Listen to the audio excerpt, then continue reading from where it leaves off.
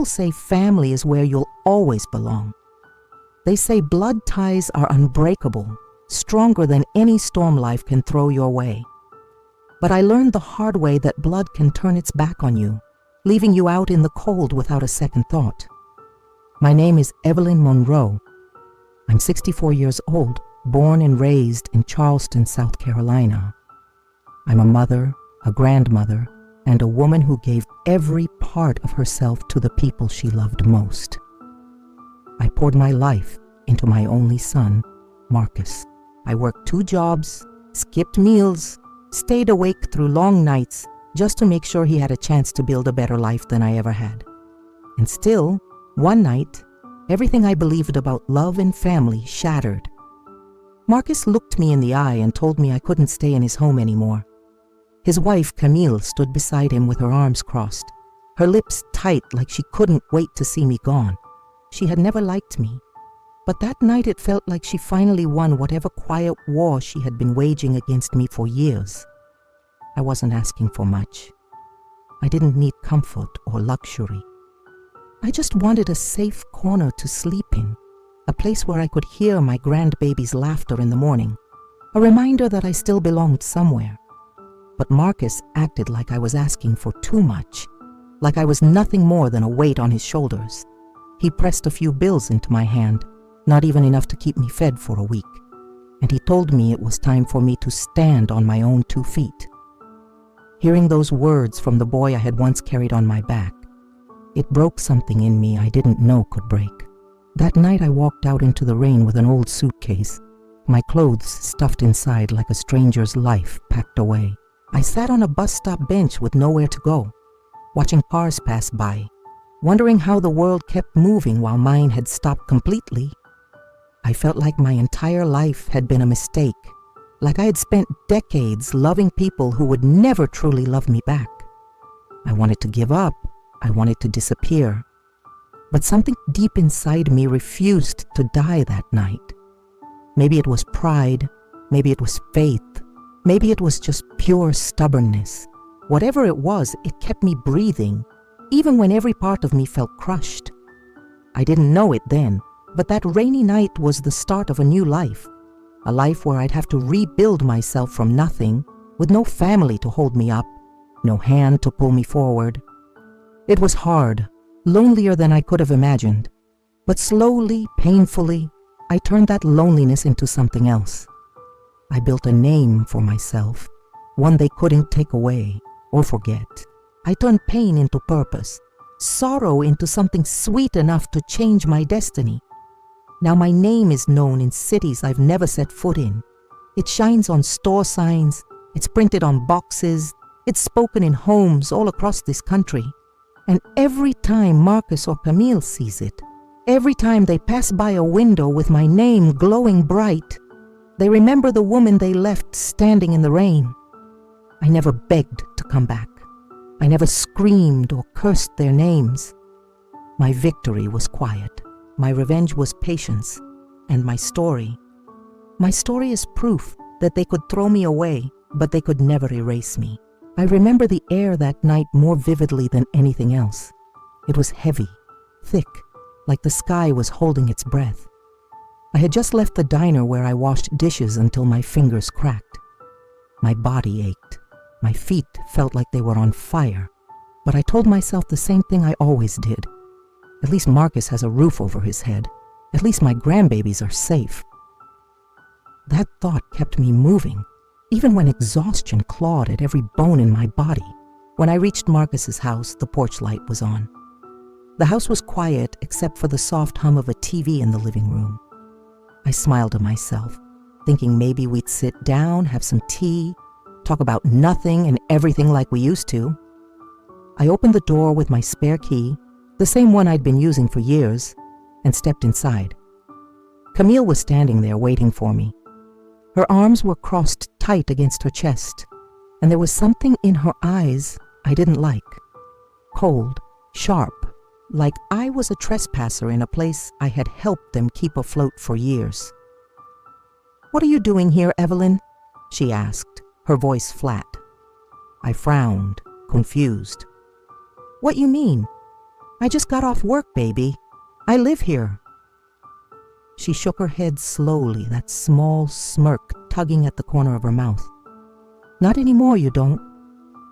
My heart skipped a beat. Camille, where's Marcus? Before she could answer, he came down the hallway, rubbing his eyes like he'd just woken up from a nap. He looked at me, then at Camille, and something passed between them, a silent agreement. Marcus wouldn't even meet my eyes when he said, Mama, we need to talk. I set my bag down, my hands trembling. Talk about what? He swallowed hard, his jaw tense. You can't stay here anymore. Camille and I, we need our own space. It's not working out. My chest tightened, a cold wave washing over me. Not working out? Marcus, I've been staying here to help y'all. Watching the kids, cooking, cleaning, keeping this place together while you work. How is that not working out?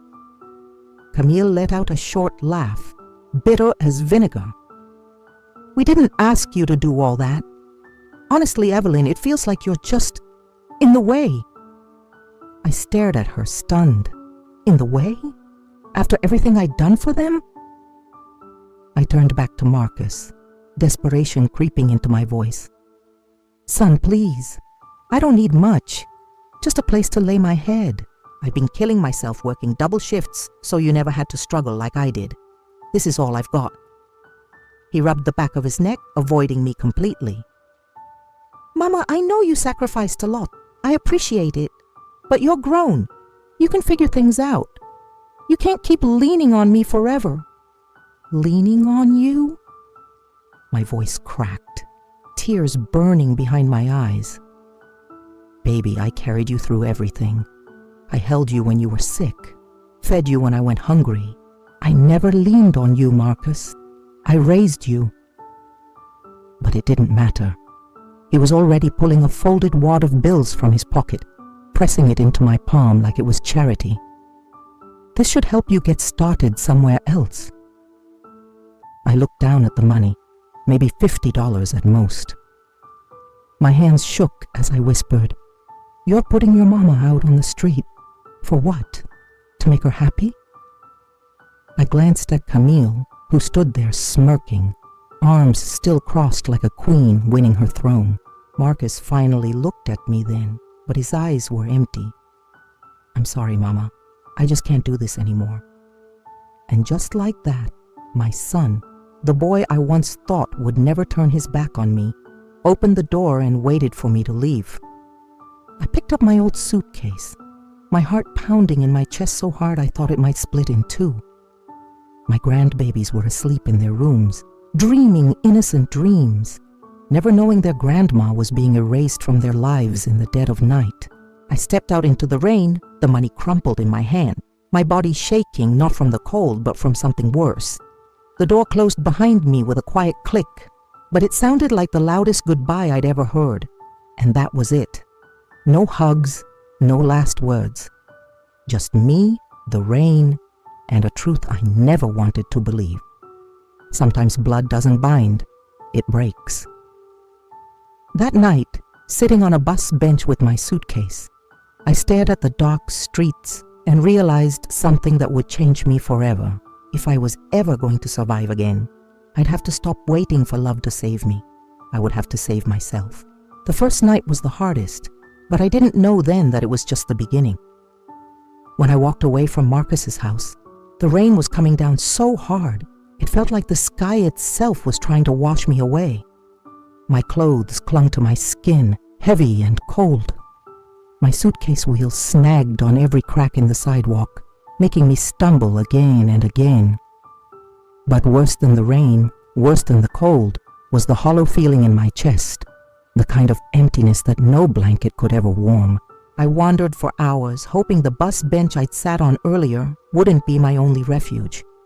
I checked every motel sign I passed, but even the cheapest room cost more than what Marcus had given me. $50 doesn't buy you a place to belong, not even for a night. I ended up at the 24-hour diner where I worked. The manager gave me a look when I walked in dripping wet, but he didn't ask questions.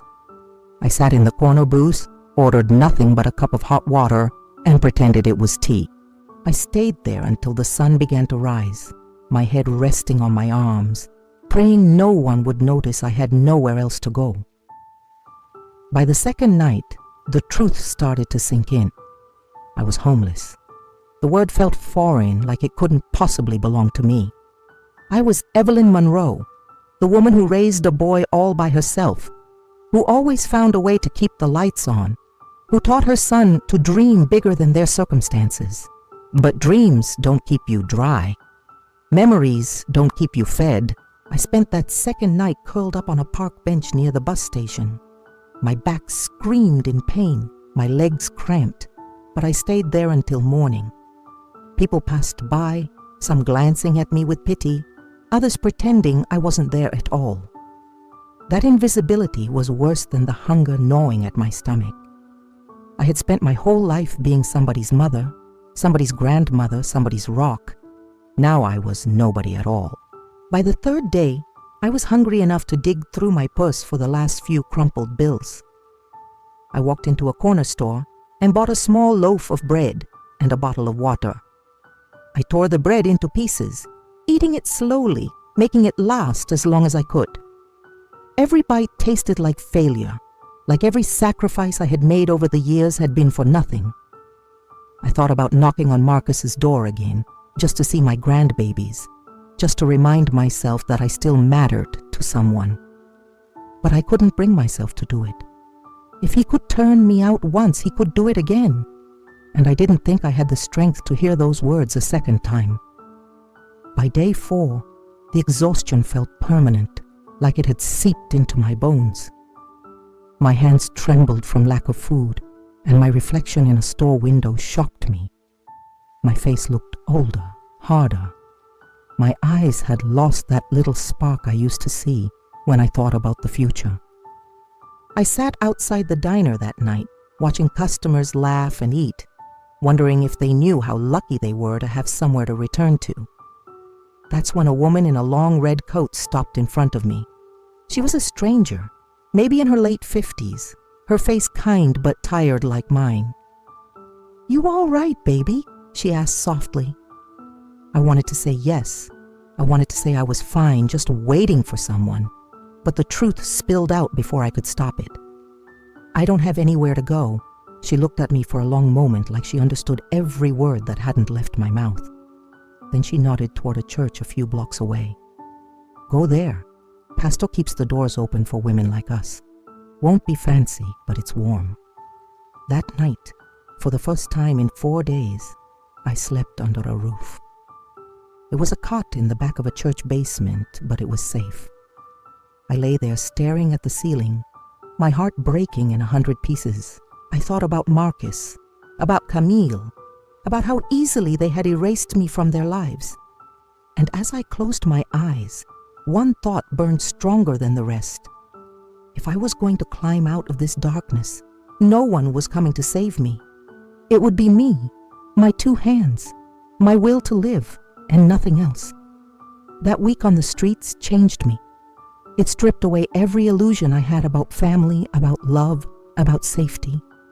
It showed me just how far you can fall when the people you trust stop catching you. But it also lit a fire in me I didn't know existed. Because when you've lost everything, you stop being afraid of what people can take from you. There's nothing left to lose. And that's where my story of survival truly began. The morning after my first night in the church basement, I woke up stiff and aching, my body reminding me of every hour I'd spent on park benches and sidewalks. The cot was thin, but at least it was dry. A volunteer handed out coffee and small muffins to everyone who had slept there, and I ate mine slowly, grateful but hollow inside. I had no plan, no future, just another day to figure out how to stay alive. The little bit of money Marcus had given me was almost gone, spent on bread and water days before. I sat on the church steps staring at my empty hands, realizing I had to find a way to make money or I'd be right back on the street. But who was going to hire a 64-year-old woman who smelled like rain and slept in church basements? Nobody was lining up for that. Around noon, I wandered into a corner store, the same one where I'd bought my bread days before. I stood there staring at the shelves of candy, cheap chocolate bars, lollipops, little bags of gummies. An idea sparked in my mind, small and desperate but alive. Maybe I could buy a few and sell them on the street. Kids, workers on lunch breaks, anyone passing by. I could try. It wouldn't be much, but maybe it could buy me another day, another meal, another night inside instead of under the stars. I counted my coins, just enough for a handful of candy bars. I bought 5, feeling foolish but determined. I walked to a busy corner downtown where people bustled past, heads down, lost in their own worlds. My heart pounded. I had never begged, never hustled on the street, never felt this kind of raw exposure before. But I swallowed my pride and held out the first candy bar. "Excuse me," I said softly to a man in a suit. "Would you like to buy a candy bar? Just $1. He glanced at me, eyes sliding over my worn coat and tired face, and kept walking like I was invisible. The next few people did the same. Each rejection felt like a punch to my chest, but I stayed there. I had no other choice. Finally, a young woman stopped. She looked at the candy, then at me. Something in her eyes softened, maybe pity, maybe kindness. "I'll take one," she said, handing me $2 instead of 1. I thanked her so much she looked embarrassed, but that little sale felt like a spark of light in all my darkness. By the end of the day, I had sold all 5 candy bars. I made a few dollars profit, enough for a small meal and another pack of candy to try again tomorrow. It wasn't much, but it was something I had done on my own. The days that followed blurred together. I stood on corners, in front of subway stations, outside office buildings, holding candy in my shaking hands, forcing my voice to stay steady. Some people ignored me. Some looked disgusted, like I was trash cluttering their streets.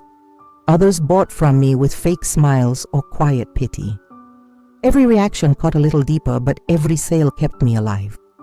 One afternoon, a group of teenage boys walked by laughing. One of them snatched a candy bar from my hand without paying, tearing it open and tossing the wrapper on the ground. They called me names as they walked away, their laughter echoing down the street. I wanted to cry, but I swallowed it down. Tears wouldn't buy me dinner. Not every day was cruelty. Sometimes kindness found me in small doses. A tired nurse bought 3 candy bars and pressed a $5 bill into my hand, telling me to keep the change. A man in work boots stopped to ask my name, gave me a sandwich from his lunchbox, and walked away without another word. These moments reminded me that the world wasn't entirely heartless, even if my own family had been. Selling candy on the streets humbled me in ways I didn't know were possible. It stripped away the last layers of pride I had left, but in that raw, desperate place, a seed was planted. I started to see that even in survival, even in humiliation, I still had a will to fight. I wasn't ready to die, and I wasn't going to let the world decide who I was. That first week selling candy didn't just keep me alive, it gave me a glimpse of something I hadn't felt since the night Marcus turned me away. The smallest flicker of hope. And I held on to that flicker like it was the only thing keeping me breathing. By the time my 4th week selling candy came around, I had memorized the rhythm of the streets. Morning crowds rushed past with their coffee cups and briefcases, never looking down long enough to see me. Afternoons brought school kids, some kind and some cruel. Evenings slowed, leaving me alone with aching feet, tired arms, and a pocket full of coins that barely kept me alive. One day, I was standing outside a small bakery on King Street. The smell of fresh bread floated out every time the door opened, making my stomach growl. I hadn't eaten more than half a sandwich since sunrise, but I stayed where I was, holding out my candy bars, trying not to let the hunger show on my face. A tall woman in her late 60s stepped out of the bakery carrying 2 bags of bread. She paused, looked at me, and instead of glancing away like everyone else, she tilted her head and studied me for a moment. Her skin was a rich, warm brown like mine, her gray hair tucked neatly under a scarf, and her eyes held a sharpness that made me straighten my back. "You been standing out here long?" she asked, her voice deep and steady. I swallowed hard, not used to anyone stopping to talk. "A while," I admitted. "Just trying to sell these candies, ma'am. $1 each." She looked down at the candy bars, then back at me. "That all you do? Just selling these?" I hesitated, embarrassment rising in my chest. "It's all I got right now." She studied me for another beat, then nodded slowly. "You eat today?" The question cracked something in me. My lips trembled as I whispered, "Not much." She handed me one of her bread bags. "Take this." I tried to refuse, my pride clinging to the last scraps of dignity I had left. "I can't, ma'am. You bought this for yourself." She pressed the bag into my hands firmly. "I got plenty, and I don't walk past a hungry black woman and pretend she don't exist. My mama raised me better than that." Her words went straight to my heart, making my throat tight. "Thank you," I managed to say. She gave me a small nod, then asked, "What's your name?" "Evelyn," I said softly. "Well, Evelyn, I'm Loretta." She glanced back at the bakery. "You wait here a minute." Before I could answer, she disappeared inside, leaving me clutching the bag of bread like it was gold. When she came back, she was holding a slip of paper and a warm pastry wrapped in napkins. "This," she said, handing me the pastry, "is to eat now. And this," she held up the paper, "is an address. I know a lady who runs a small community kitchen. They need help. It ain't fancy, it don't pay much, but it's a start. You tell her Loretta sent you." For a moment I couldn't speak. No one had offered me anything other than pity in weeks. This wasn't charity. It felt like a hand reaching out into the pit I'd been drowning in. "Why are you doing this for me?" I asked quietly, my voice shaking. Loretta looked at me with eyes that had clearly seen their own share of storms. "Because I've been where you are, baby. And the only way any of us make it out is if someone opens a door." She pressed the paper into my hand and walked away before I could find more words. I stood there in the fading light, holding bread, a pastry, and a small scrap of paper that suddenly felt like hope made real. That night back in the church basement, I unfolded the paper over and over, memorizing the address. I didn't know what would come of it. I didn't know if it would change anything. But for the first time since Marcus turned me out into the rain, I felt a door opening, not one I begged for, not one that would shut in my face, but one that might finally lead me somewhere I could belong again. The next morning, I clutched that slip of paper like a lifeline as I made my way across town. My legs were heavy, my stomach empty, but my heart beat with something I hadn't felt in weeks, cautious hope. The address led me to a small, weathered brick building on a quiet street. A hand-painted sign above the door read, "The Harvest Table, Community Kitchen." I hesitated on the sidewalk, staring at the chipped paint and worn steps. Part of me wanted to turn around, afraid of another rejection, afraid that this would just be another door slammed in my face. But Loretta's words echoed in my mind. The only way any of us make it out is if someone opens a door. I took a shaky breath and climbed the steps. Inside, the smell of cooking vegetables and fresh bread wrapped around me like a hug I didn't know I needed. The kitchen was bustling, pots clanging, water running, voices calling instructions over the noise. At the center of it all was a petite woman with dark skin and a bright yellow apron, moving like she had 1,000 things to do and only 1 minute to do them. She looked up when I stepped in, her eyes narrowing slightly with caution. "Can I help you?" she asked, her tone brisk but not unkind. I cleared my throat, my voice small. Loretta sent me. Said you might, maybe, have some work." She raised an eyebrow, wiping her hands on her apron. "Loretta, huh?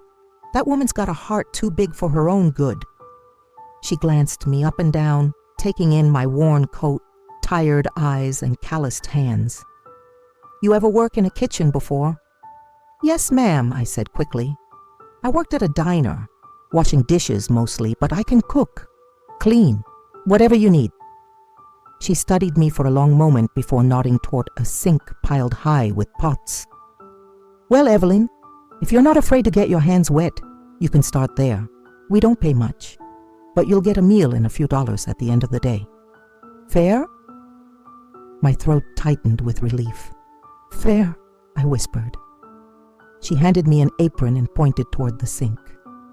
I slipped it on, tied the strings tight, and got to work. My arms ached almost immediately. My back protested every time I bent over. But I scrubbed those pots like my life depended on it, because in a way, it did. As I worked, I listened to the rhythm of the kitchen. People laughed and argued, shouted over boiling water, shared stories between chopping onions. They weren't family, not to me.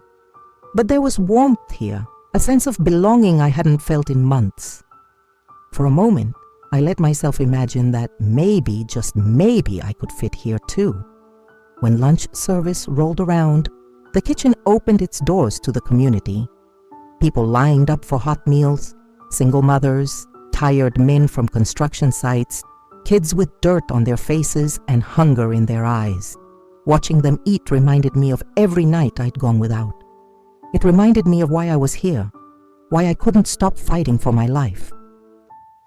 At the end of the shift, the woman in the yellow apron handed me a plate of food and a small envelope with a few crumpled bills inside. "Not much," she said, "but it's honest. You did good today." Tears stung my eyes as I whispered, "Thank you." She gave me a small, knowing smile. "Don't thank me yet, honey. Just keep showing up. We'll see where it goes." That night, back at the church basement, I ate my meal slowly, savoring every bite. For the first time since Marcus pushed me out of his house, I felt something solid under my feet. It wasn't a home yet. It wasn't safety. But it was a start, a kitchen, a plate of food, and a chance. And sometimes a chance is all a woman needs to start changing her whole life. The next few weeks passed in a blur of soap suds, scrubbing brushes, and aching muscles. I showed up at the harvest table every morning before the doors opened and stayed until the last pan was cleaned.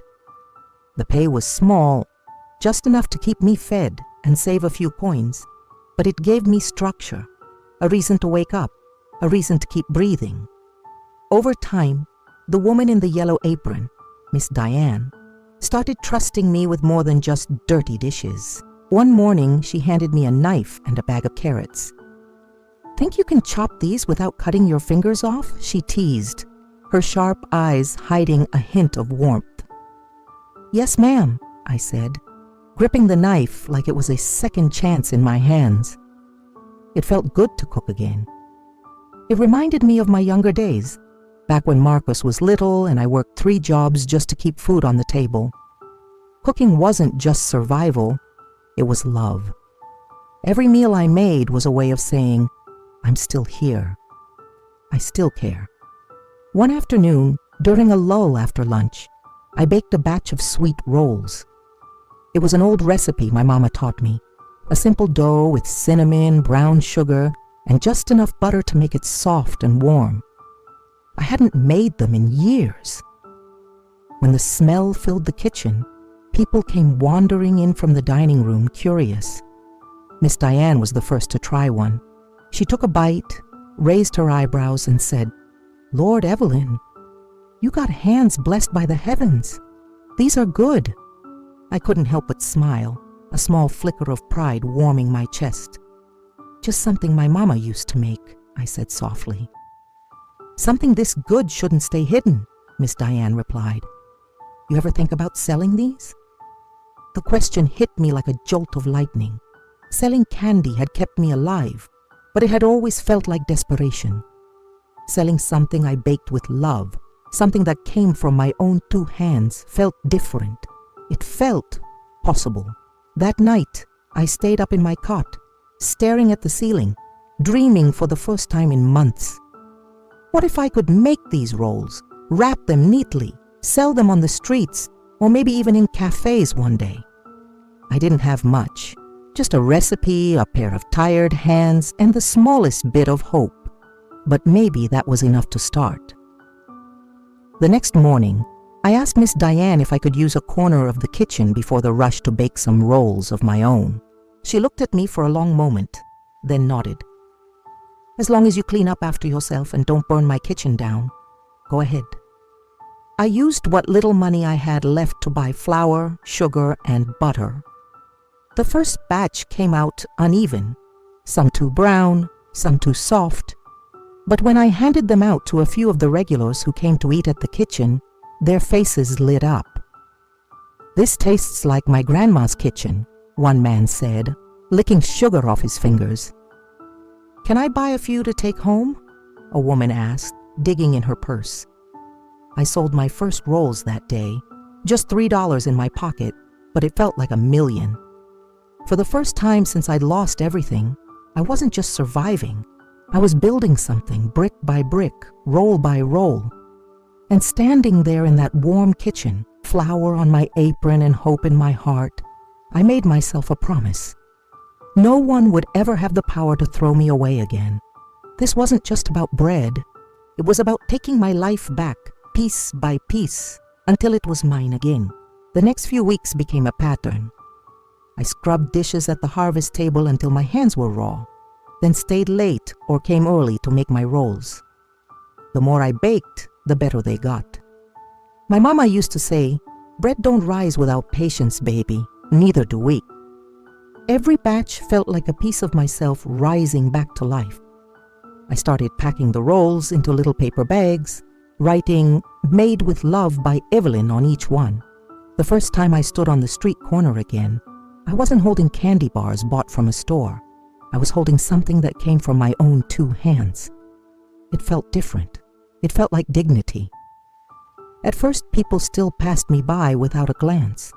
Old habits die hard in this city. But then, a man in a delivery uniform slowed down, sniffed the air, and said, "Ma'am, what smells so good?" I opened a bag and held out a roll. "Cinnamon rolls, fresh baked this morning," I said, trying to keep my voice steady. $2 each."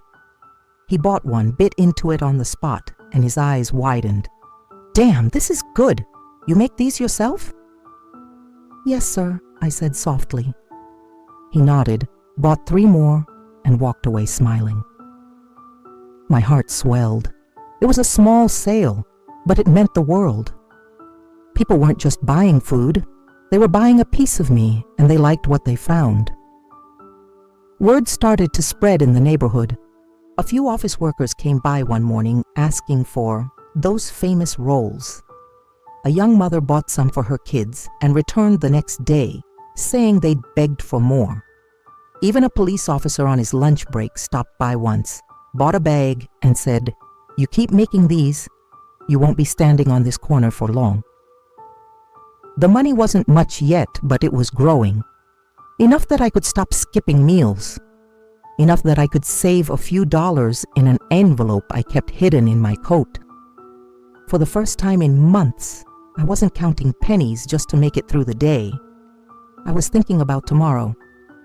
One afternoon, Loretta walked by, spotted me on the corner, and broke into a big grin.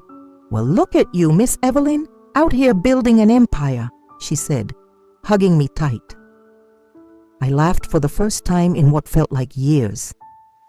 "Not an empire yet, but it's a start," I said, holding up a warm bag of rolls. "Want one?" "Baby," she said, digging into her purse. "I want a dozen." Moments like that lit a fire inside me. The world had thrown me away, my own son had shut me out, but here I was, turning pain into something sweet, something that made people smile. It wasn't just about surviving anymore. It was about proving, even if only to myself, that I wasn't done yet. That night, lying on my cot, I stared at the envelope of money and whispered a promise to the dark. One day, I'm going to have a kitchen of my own. My name on the window. My rolls on every table in this city. And no one will ever forget that Evelyn Carter fought her way back from nothing. And for the first time since my life fell apart, I believed it might be true. It was a Thursday afternoon, the sun heavy and golden on the sidewalks when it happened. I was standing at my usual corner, a tray of fresh rolls cooling beside me, the smell of cinnamon drifting through the air. Business had been good that day, my little envelope of savings growing thicker, my dream of a bakery feeling closer than ever. And then I heard a voice I hadn't heard in months. "Mom?" I froze. My heart slammed against my ribs as if it wanted to escape. Slowly I turned, and there he was, Marcus, my only son, the boy I once held against my chest, the man who'd thrown me into the street like I was nothing. He looked different, older somehow, though only a few months had passed. His clothes were clean, his shoes new. Standing next to him, holding his hand, was his wife Tasha, the same woman who'd sneered at me as Marcus told me to leave that night. The world seemed to tilt. My hands shook, the bag of rolls crinkling as I gripped it too tight. "Marcus," I whispered, my voice catching. He hesitated, glancing at Tasha before taking a step closer. "Mom, I didn't expect to see you here." I forced myself to stand taller, though every part of me wanted to crumble. "Selling my rolls," I said simply, "trying to make a living." Tasha crossed her arms, her eyes flicking over me with thinly veiled judgment. "I told you, Marcus," she muttered, loud enough for me to hear. "You shouldn't have left her there. Now look at this, standing on the street." Marcus shot her a look, but he didn't correct her. He didn't defend me, just like that night. Pain clawed up my throat, but I swallowed it down. I wouldn't beg. Not this time. Not anymore. "What do you want, Marcus?" I asked, my voice calm, steady, colder than I meant it to be. He shifted awkwardly, glancing at my tray. "I just saw you. Thought maybe we could talk." My eyes stung, but I kept my face still. Talk? Months ago, when I was knocking on his door in the rain, begging him to let me in, he didn't want to talk. Now that I'd built something for myself, now that I was standing on my own 2 feet, suddenly he had words. "You've got a family now," I said quietly, nodding toward Tasha. "You made your choice." His face fell, but before he could speak, a woman walked up and bought 3 bags of rolls, smiling warmly at me. I handed them over, grateful for the interruption, grateful for something to keep my hands busy so I wouldn't shake from the storm inside me. Marcus waited until the customer left. "Mom, I messed up," he said finally, his voice low, almost ashamed. "I don't know how to fix it." I looked at my son, really looked at him, the boy I loved more than life itself, the man who turned his back on me when I needed him most. And for the first time, I saw not just my pain, but his weakness. He hadn't chosen me. He hadn't fought for me. And a part of me, a part that had bled for months, began to harden. "You don't fix it," I said softly, meeting his eyes. "You live with it, just like I had to live with what you did." The silence between us was thick, heavy. Tasha shifted uncomfortably, tugging on his arm. Finally, Marcus nodded, shame in his gaze, and turned away. I watched them walk down the street, hand in hand, and felt my heart break all over again. But beneath the pain, beneath the ache of a love betrayed, something new stirred inside me, a fierce, quiet fire. I wasn't the same woman he threw out. I wasn't begging anymore. I was building. And one day, the world and Marcus would know exactly what kind of woman they tried to discard. It started like any other Saturday morning. The city was waking slowly, sunlight spilling between buildings, the air cool and damp with early fog. I was on my usual corner, a tray of warm rolls beside me, my apron dusted with flour and sugar. The regulars stopped by one, Mr. Jenkins from the bus station, the young mom with her little girl who always asked for extra icing, a construction worker on his way to the site. It was a steady morning, nothing unusual, until she appeared. A woman in a crisp navy suit stepped out of a black SUV across the street. She was tall, graceful, with dark skin that gleamed under the morning sun and eyes sharp as a hawk's. She walked straight toward me, her heels clicking against the sidewalk. "Are you Evelyn Carter?" she asked, her tone polite but firm. "Yes, ma'am," I said, blinking in confusion. "Can I help you?" She held up one of my little paper bags, the kind I scribbled on every morning, "Made with love by Evelyn. I had one of these yesterday," she said. "Best roll I've ever eaten. Where's your bakery?" My heart skipped. A bakery? The words felt too big for me, like they belonged to another life. "I don't have one, ma'am," I said softly. "Just me, a kitchen down on King Street, and a dream." The woman tilted her head, studying me for a long moment. Then she smiled. Not the kind of smile people give out of pity, but one that said she saw something in me worth noticing. "My name's Camille Harris," she said, handing me a card. "I own a chain of cafes in the city. I've been looking for a local baker with real soul in their food. I think I just found her." For a second, I couldn't breathe.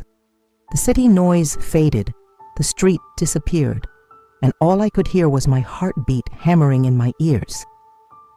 You want to buy my rolls?" I stammered. Camille's smile widened. "I want to put them in every one of my cafes. If you can keep this quality, we'll talk contracts. Real money, real exposure. But you'd have to scale up fast. Can you do that?" My hands trembled as I clutched her card. My entire life, people had told me no. "No, you're not enough. No, you can't do it. No, you don't belong here." And now, here was someone saying maybe you can. I swallowed hard, my voice steady despite the storm inside me. "Yes, ma'am, I can do it." Camille nodded once, decisive. "Good. Call me Monday morning. We'll set up a meeting." She turned to leave, then glanced back with a knowing look. "Evelyn, sometimes life throws you to the wolves, but you baked your way back. Don't stop now." And just like that, she was gone, her SUV pulling away and leaving me standing on the corner with my rolls and a dream that suddenly felt real. That night, lying on my cot in the church basement, I stared at Camille's card under the dim light, my hands shaking, tears slipping silently down my cheeks. For months, I had been nothing but a forgotten woman selling candy to survive.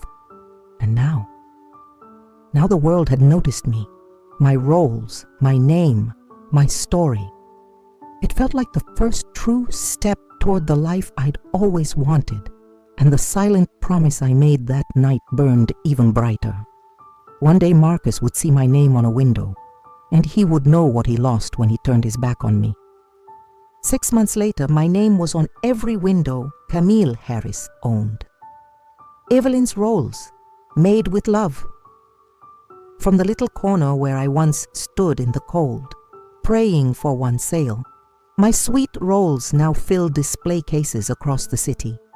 Every cafe smelled like my mama's kitchen. Every bite carried the story of the woman they tried to throw away. But it wasn't easy.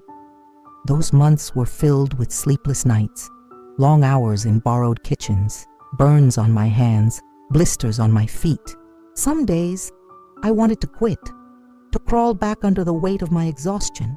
But every time I thought of Marcus slamming that door in my face, of Tasha's cold smirk, of the nights I went to bed hungry in a church basement, a fire lit in me that no storm could put out, and that fire built an empire.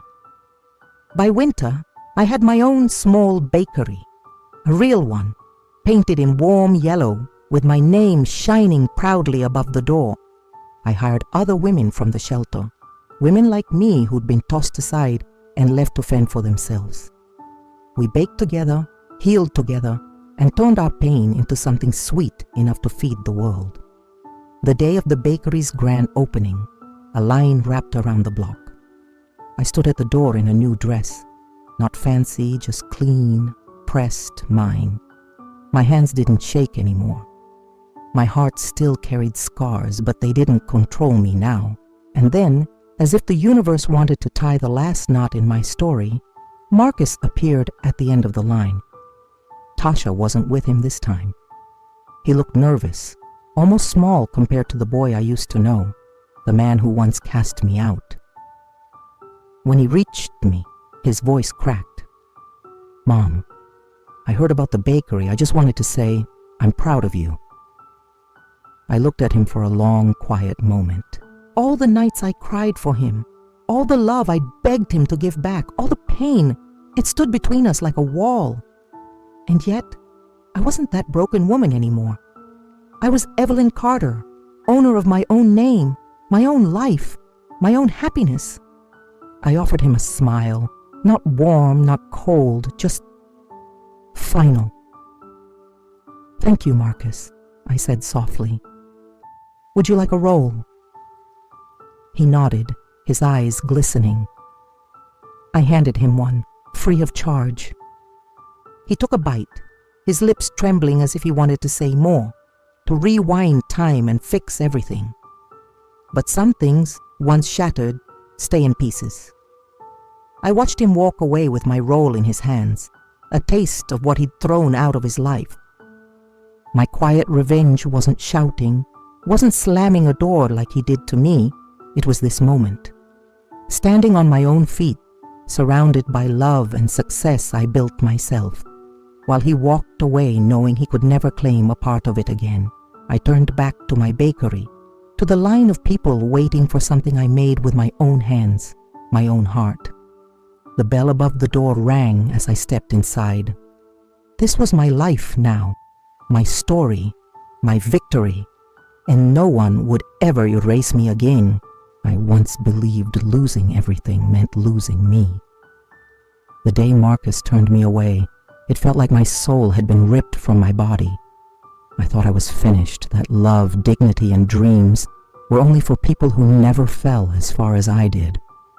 But now I know the truth. People can betray you. They can turn their backs on you, slam the door in your face, call you nothing, but they cannot take what's inside you, the fire, the will to rise again, the quiet strength that says, I will not disappear. My hands that once begged for mercy now create joy that fills entire streets with the smell of hope. My name that once echoed in empty nights now shines on windows across the city. And to anyone listening, anyone who's been broken, forgotten, or thrown away, remember this. Your worth doesn't depend on who loves you, or who stays, or who betrays you. Your worth is yours, untouchable, unstolen. I didn't shout for revenge. I didn't beg for their forgiveness. I simply became more than they ever believed I could be.